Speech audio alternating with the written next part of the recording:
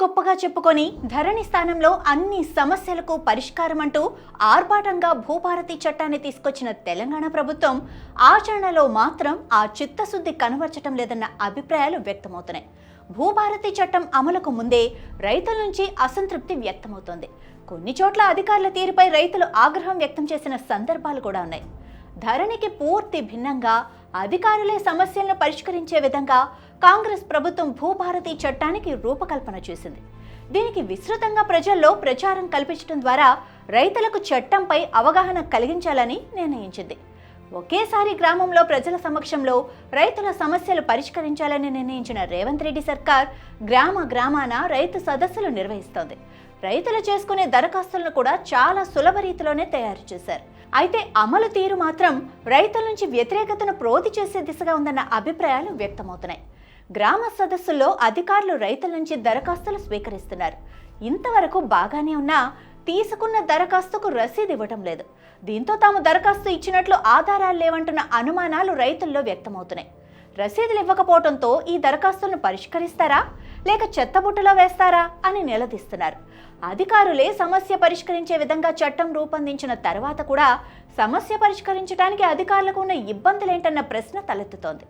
రసీదులు ఇవ్వటం లేదంటేనే ఇంకా ఏదో గూడుపుటాని ఉందా అన్న సందేహాలను రైతులు వ్యక్తం చేస్తున్నారు. ధరణి పేరుతో నాడు కేసీఆర్ భూములు కొట్టేస్తే రేవంత్ సర్కార్ రసీదులు ఇవ్వకుండా ఏం చేయాలనుకుంటుందని రైతుల సదస్సుల వద్దనే చర్చించుకోవటం గమనార్హం. తెలంగాణ ప్రభుత్వం రూపొందించిన రైతు సదస్సు దరఖాస్తుల్లో రసీదు కూడా ఉంది. అధికారులు సంతకం పెట్టి రసీదు ఇవ్వాలి. కానీ అధికారులు రసీదులు ఇవ్వటం లేదన్న విమర్శలు వినిపిస్తాయి. రంగారెడ్డి జిల్లా బాలాపూర్ మండలంలో నిర్వహించిన రైతు సదస్సులో నేరుగా తహసీల్దార్ పాల్గొన్నప్పటికీ దరఖాస్తుకు రసీదు ఇవ్వడానికి నిరాకరించడం గమనార్హం. అయితే చాలా గ్రామాలలో తహసీల్దార్లు కానీ ఇతర అధికారులు కానీ రైతుల సదస్సులకు వెళ్లకుండా అత్యంత కిందస్థాయి సిబ్బందిని పంపించి చేతులు దులుపుకుంటున్నారన్న విమర్శలు వినిపిస్తున్నాయి. దీంతో రైతుల సదస్సులు తూతూ మంత్రంగా జరుగుతున్నాయన్న ప్రచారం కూడా జరుగుతోంది. ఈ విషయంలో ముఖ్యమంత్రి, రెవెన్యూ మంత్రి చొరవ తీసుకుని పారదర్శకత ఉండేలా చూడాలని పలువురు రైతులు అభ్యర్థిస్తున్నారు. ముఖ్యమంత్రి రేవంత్ రెడ్డి ఇటీవల ఒక సభలో మాట్లాడుతూ తనది టీడీపీ కాలేజీ అని ప్రకటించుకున్నారు. అయితే రేవంత్ చదివిన కాలేజీకి ప్రిన్సిపాల్గా ఉన్న చంద్రబాబు నాయుడు పాలిస్తున్న ఏపీలో రెవెన్యూ సదస్సులు చాలా పారదర్శకంగా జరుగుతున్నాయని తెలంగాణ అధికారులు సైతం పేర్కొంటూ ఉండటం గమనార్హం. తన ప్రిన్సిపల్ పాలిస్తున్న రాష్ట్రంలో సదస్సులు జరుగుతున్న తీరును పరిశీలించి అధికారులకు మార్గనిర్దేశం చేయొచ్చు కదా అని అంటున్నారు. ఏపీలో భూమి సమస్యల పరిష్కారంలో పారదర్శకత పద్ధతి అమలవుతున్నదని పలువురు అధికారులు చెబుతున్నారు. దేశంలో ఎక్కడ మంచి ప్రాక్టీస్ అమల్లో ఉంటే దాన్ని తీసుకోవాలని అంటున్నారు. ఏపీలో రెవెన్యూ సదస్సుల్లో నిర్దేశించిన అధికారులు పాల్గొంటున్నారు. వారు తమ వెంట కంప్యూటర్ ఆపరేటర్లు కంప్యూటర్లను తీసుకువెళ్తున్నారు. రైతులు మాన్యువల్గా దరఖాస్తు చేసి అధికారికి ఇచ్చిన వెంటనే అధికారి దరఖాస్తుపై సంతకం చేస్తాడు. కంప్యూటర్ ఆపరేటర్లు అక్కడే దరఖాస్తును స్కాన్ చేసి అప్లోడ్ చేసి తిరిగి రైతులకు అందిస్తున్నారు. రైతులకు అధికారులు సంతకం చేసిన దరఖాస్తే రసీదు. స్కాన్ చేసిన వెంటనే రైతుకు ఒక ఐడి నెంబర్ క్రియేట్ అవుతుంది. ఆ నెంబర్తో ప్రభుత్వం నుంచి నేరుగా రైతు మొబైల్కు మెసేజ్ వస్తుంది. సదరు రైతు తన దరఖాస్తును ఏ అధికారికి ఇచ్చారో తెలియజేస్తూనే త్వరలోనే అధికారులు సంప్రదిస్తారని పేర్కొంటున్నారు.